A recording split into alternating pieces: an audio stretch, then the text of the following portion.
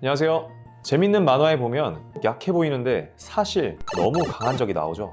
오늘 원장님이 설명해드린 질환도 그런 느낌입니다. 초기에는 단순한 충혈이나 통증 정도로만 느껴지지만 방치하면 시력에 영향을 줄 수도 있는 질환이라고 하네요. 어서 모셔서 말씀 들어보겠습니다.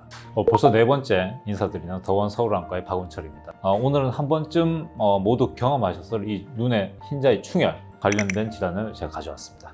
충혈이면은 결막염 아닌가요? 젊은 환자분이 충혈이 심하고 아프다고 하면서 내원을 해주셨는데, 결막염의 특징은 눈곱이 나야 되거든요. 근데 눈곱이 나진 않았어요. 안약만 이제 약국에서 타서 쓰시다가 점점 심해져서 오셨다고 했습니다. 일상생활이 좀 불편할 정도라고 하셨는데요. 결국 검사를 해보니까 단순한 그런 결막염이 아니고, 결막염은 눈 겉의 염증, 눈 속의 염증, 즉 우리가 포도막염이라고 하는 그런 이제 질환이 심하게 와 있었고, 눈 속의 유착이나 백내장 같은 그런 구조적인 변화도 이미 와 있는 그런 경우였습니다. 그 포도막염이라는 그 이름도 되게 생소한데 그 결막염이랑 뭐가 다른 건가요? 이 포도막은 눈 속에 있는 조직인데요. 홍채, 선모채, 맥락막, 이 용어가 어려운데요.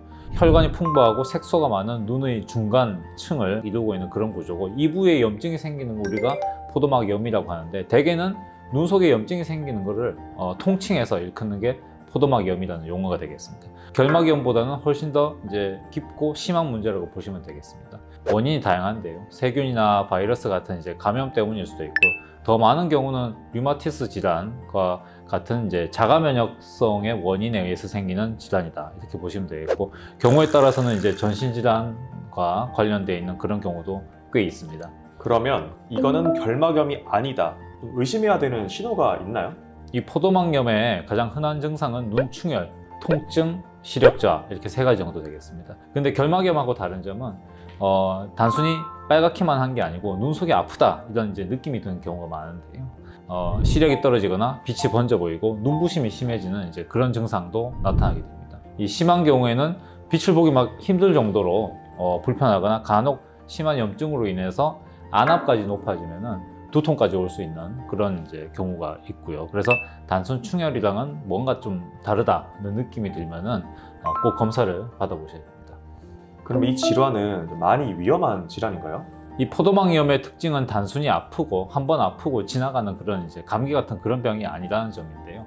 호전이 됐다가도 종종 재발을 합니다. 그리고 그런 재발이 반복되거나 재발됐을 때 오래 지속이 되면 눈 속 구조를 서서히 망가뜨립니다. 그래서 그 결과로 백내장이나 녹내장 같은 합병증이 생길 수도 있고, 망막까지도 영향을 주게 되면 시력이 결국 떨어지는 경우가 있습니다. 그래서 특히 치료 시기를 놓치거나 중간에 그런 치료 좀 괜찮아졌겠지 하고 자의로 중단하게 되면은 자기도 모르는 새 만성으로 진행을 해서 위험해지기 때문에 초기에 정확한 진단, 그리고 꾸준한 치료를 하는 것이 대단히 중요합니다. 그러면 이 질환은 결막염처럼 안약만 쓰면 되는 거 아닌가요? 기본적으로는 스테로이드 점안약, 안약이죠. 그런 걸 이제 사용해서 눈 속의 염증을 가라앉히게 되는데, 염증이 심한 경우는 먹는 스테로이드 제제, 그리고 주사 치료까지 받게 되는 그런 경우도 있습니다. 또 아까 여러 가지 원인이 있다고 말씀드렸는데, 그 원인이 뭐냐에 따라서 세균 감염이라면 항생제를 써야 되고, 바이러스면 항바이러스 치료를 병행을 해야 되고요. 간혹 드물지만 기생충이 원인으로 발견돼서 기생충약을 드셔야 되는 그런 경우도 있습니다. 자가 면역과 관련된 경우인데 스테로이드로 잘 듣지가 않거나 스테로이드를 아주 많이 써야 유지가 된다, 그런 경우는 다른 면역 억제제를 이제 추가로 써야 되는 그런 경우도 있습니다. 포도막염은 단순히 안약만으로 해결되는 그런 병이 아니고, 원인과 치료 경과에 따라서 약제 선택이 좀 달라져야 되는, 사실은 대단히 어려운 병이고, 반드시 경험 많은 망막 의사에게 맡기시는 것이 좋습니다. 그렇다면 원장님이 포도막염을 치료할 때 원장님만의 특별한 그런 접근법이 있을까요?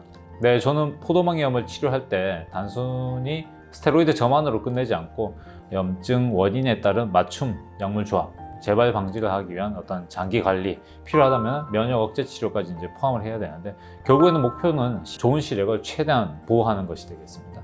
환자의 상태 변화에 따라서 단계별로 약물의 용량이나 기간을 이제 조정하는 것이 이제 핵심적인 부분이 되겠고요. 효과가 있다고 해서 약을 좀 성급하게 줄이지 않고 조금 천천히 줄이는 게 대단히 중요하다고 생각하는 편입니다.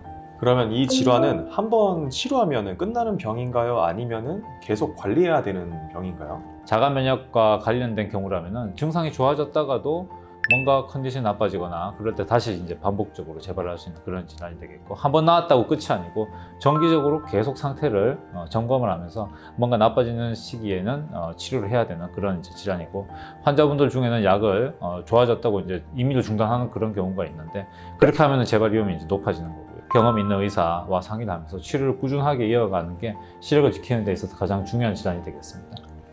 저는 진짜 이 촬영을 안 했다면은 저도 포도막염에 걸렸더라도 결막염으로 착각했을 것 같아요. 정말 유익한 시간이었습니다, 원장님. 정말 감사드리고 마지막으로 한번 인사 부탁드리겠습니다. 예, 눈질환은 조기에 발견하고 치료하는 것이 시력을 지키는 가장 좋은 방법입니다. 오늘 영상이 도움이 되셨길 바랍니다. 정말 감사합니다. 감사합니다.